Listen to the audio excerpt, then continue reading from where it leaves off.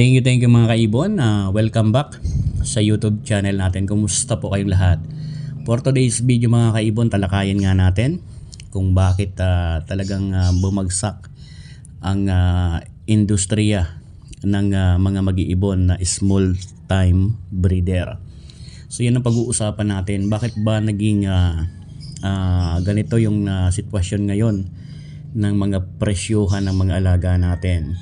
So magbibigay ako ng base sa opinion ko at mamaya bibigyan ko kayo ng idea ng base lang din po sa karanasan ko.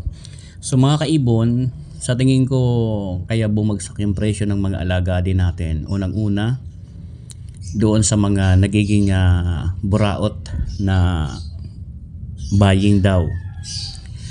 Halimbawa kasi doon sa buying na sinasabi, mamimili daw siya ng ganitong klase ng mga mutation.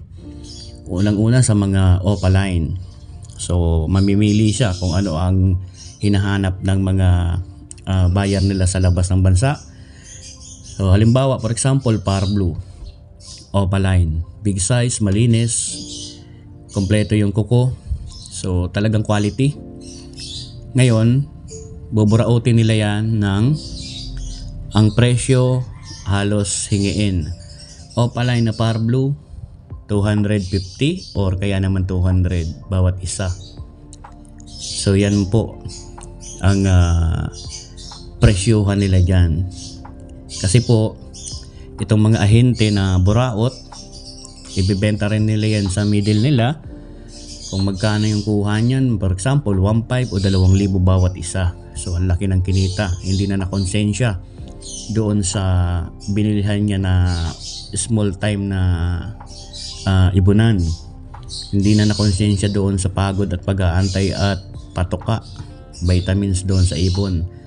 Grabe rin ang tsinaga. Mabili lang ng kupal na buying ng 200 ang isa. So di ba nakakapanglumo, nakakapanghinayang. So kapwa mo Pilipino, yung talagang dinudugasan mo tapos itatapon mo yan sa ibang bansa sa tamang presyo. So nakakalungkot yung ganyan sistema. Ngayon, dahil sa mga kupal na buying na to, na pagtanto rin ng ibang gustong magsimula, mag-alaga, na mababa rin ang presyo, hinahalin tulad din doon sa mga buying. So pakiusap lang sa mga gustong magsimula sa pag-aalaga ng ibon. Kung ang presyo ng buyer, pwede naman kayong tumawad. Pero wag niyo naman na sagarin sa parang hingi ba. Dahil mararanasan niyo rin yan kung gaano kahirap din mag-alaga at kung paano rin gumastos pagdating po sa time na nag-aalaga na kayo. So wag na po kayong magtumulad doon sa mga ahente ng buying. May karma rin po yan. So yan po ang mga posibleng dahilan dahil nakikita ng iba na gusto magsimula na yung opaline ganito lang pala, 200 daw isa. So yan din ang ginagayahan. So pagdating naman dito sa buying ng Lutino Opa, sa totoo lang para sa pagkakaalam ko sa export halos wala pong buying pagdating diyan sa Lutino Opa. Baka buying po yan sa Bukawi. So pagdating naman doon sa buying ng Lutino Opa raw, quality Lutino Opa, big size, bibilhin sa'yo 1,000 isa. So 1,000 na lang yung isa. Albino Opa, ganun din. So 1,000 isa. Pagdating sa Bukawi, 2,500 na isa or kaya naman 2,000 isa. So doblado rin. So yan po, ginukupa lang yung mga maliliit na ibang mag-iibon. Sila lang ang gustong kumita. Yung hirap ng iba sa pag-alaga noon, vitamins, patoka, hindi iniisip. So talagang iba ang kalakaran simula nang dumating yung mga otbura. So yan yung mga posibleng dahilan mga kaibon. Dahil yan ang namomonitor ko, wala naman iba. Kasi ginagaya ng gustong magsimula na ganito ang presyo. Kaya napapaisip din yung gusto magsimula, bakit yung bumibili ng ganito ang presyo 1,000 yung Lutino Opa, ngayon ibebenta mo sa akin yung isa 2,000. So kaya yung iba parang nagpupumilit din na humingi ng discount dahil nga doon sa nakikita din nila kung magkano rin mga presyuhan at nalalaman din nila kung magkano mga presyuhan. So yan mga posibleng rason mga kaibon. Hindi yung sinasabi na dumami na yung demand. Maghanap ka nga ng Lutino Opa, minsan hirapan ka pang makahanap. So hindi naman kalakihan na yun. Marami na kasi stop din sa pag-alaga yung iba. So kumbaga para sa akin kukunti na lang din nag-aalaga dahil nga sa nangyayaring sistema. Pero yung presyo talagang kung legit na mga mag-iibon, stable yan. Stable din yung presyo niyan. So yan mga posibleng rason mga kaibon. Ngayon, pag-usapan naman natin dito sa mga kalokohan na nangyayari, sindikato ba, mga nangyayari dito noon nung dumating yung mga Aqua, Yellow Face. So marami ring kalokohan, sindikato yung nangyayari dyan. Alam nyo yung sinasabi kong sindikatuhan? Kasi mula pa noon, mga taon siguro ko na 2010, mga 2010 o 2009, ganyan. Meron ng sindikatuhan noon mga kaibon. Binalik lang nila ngayon. Kung alam nyo lang yan, lalo kung matagal na yung mga mag-iibon. Kasi noon mga kaibon, magpo-post. For example, noon ano pa lang Lutino Opa saka Green Opa line yung sikat, saka yung Par Blue. Yun mga kaibon, magpo-post sila. Halimbawa, for example natin Aqua, tapos lalagyan ng presyo, Aqua ngaya B1 Opa line, DNA hen or DNA cock, lalagyan dyan ng 30,000, 40,000 yung presyo. Mamaya mga kalipas lang siguro ng mga tatlong oras, ilalagay na doon yung Aqua niya sold. Salamat kay secret buyer. Totoo yan mga kaibon. Salamat kay secret buyer.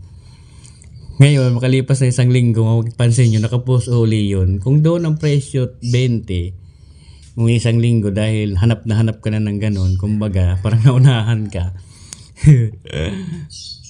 Makikita mo, mga ilang araw, nakapost na uli yun. 35,000, ganun. May popost uli ng ganun. Pero ibang Facebook na yun. Ibang tao na. Legit yun mga kaibon. May friend yun. Kumbaga legit talaga. May yung Facebook account lang yun. Legit yan. Hindi yan yung unanimous lang mga kaibon. Talagang legit yun. Para pag clinic mo yung Facebook niya, clinic mo, meron kang makikitang mga friends, meron kang makikitang picture. Kaya legit yun mga kaibon. At legit din yun. Pero magkakilala lang yan. Magkakilala lang yan mga kaibon. Baka magkumpare pa yan, hindi lang friends sa Facebook. Baka sa ibang account mag-friend sila. Ganyan yung mga katarantaduhan mga kaibon. Maraming gumagawa niyan noon hanggang ngayon.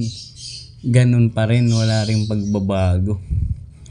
Walang pagbabago, ganun pa rin yung mga sindikatuhan pagdating dyan. Siyempre ikaw na gustong-gusto mo magkaroon ng ganun, bihira pa mag-post na merong pang out na ganun. Talagang meron kang on hand na pera, talagang mapapabili ka kahit na tumaas ng konti yung presyo. Dahil baka maunahan ka na naman, sold 3 hours. Pinost 3 hours, sold agad.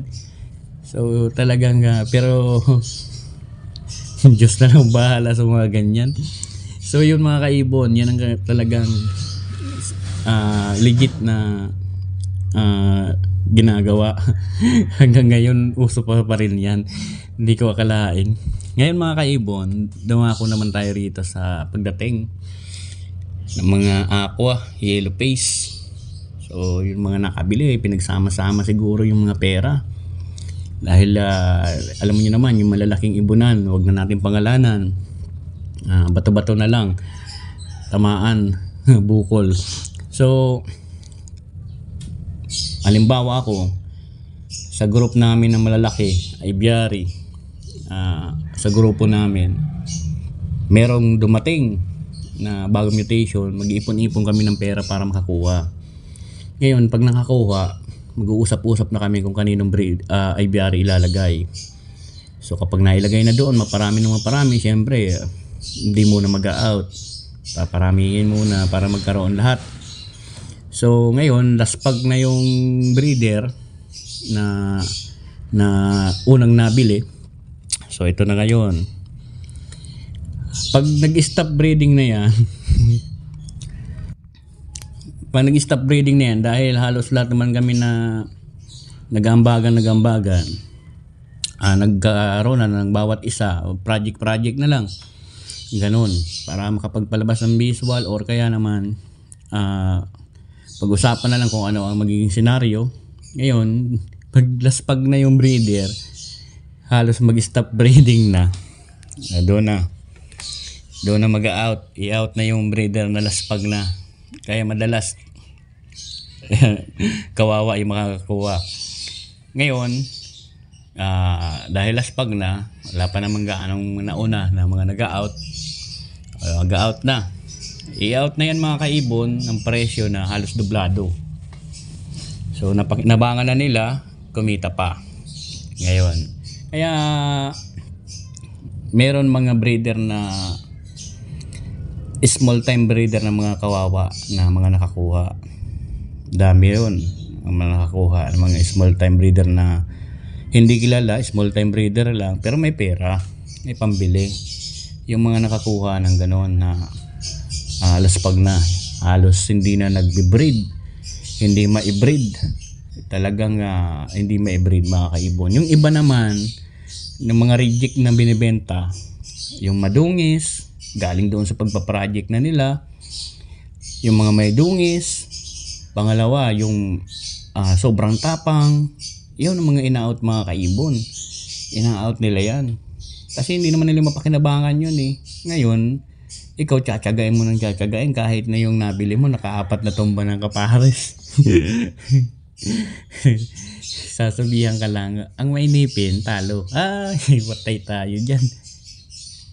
Grabe yung inip mo. Siyempre di man magbe-breed yun. May inip ka talaga sa 1 taon, 2 taon na pag-aantay mo. Hindi ka ba naman yan may inip? Yung pala yung nabili mo reject, hindi nagbe-breed, hindi nakikipag-mate, kaya hindi nagbe-breed. Merong ganyan mga kaibon na behavior, yung ayaw makipag-mate. Pag hindi kursunada yung kapares, nakikiband lang. Tapos yung talagang yung iba naman hindi nagbe-breed kasi wala na eh. Tapos lalo sa breeding sobra na yung paggamit ba. Swerte mo kung mag-breed uli, gano'n na lang. So yun, kawawa din yung mga nakakabili. Marami yan na nakaranas ng ganyan, nabentahan ng madungis. Tapos maliban doon sa madungis, pumapatay ng kapares, hindi nagbe-breed. Marami yan mga kaibon. Ganyan ang kasindikatuhan pagdating yan, mag-aalaga ng ibon. Lalong-lalo na mga kaibon, yung mga pumapatay ng kapares. So in-out lang dahil hindi man nila maparisan. Tapos yung hindi nagbe-breed, in-out lang dahil ang tagal ng panahon, hindi naman nagbe-breed. So yun mga kaibon ang kakalungkot. So pag nagreklamo ka, ay wala pa akong pamalit, wala pang available. So huwag ka lang mainip kasi mainipin talo. Bot. Ay nako po mga kaibon. So yun lang mga kaibon. Kwentuhan lang to na totoo. Talagang yan ang nangyayari. Diyos na lang ang bahala mga kaibon. So mga kaibon, maraming salamat. Happy birthday sa ating lahat. God bless sa ating lahat.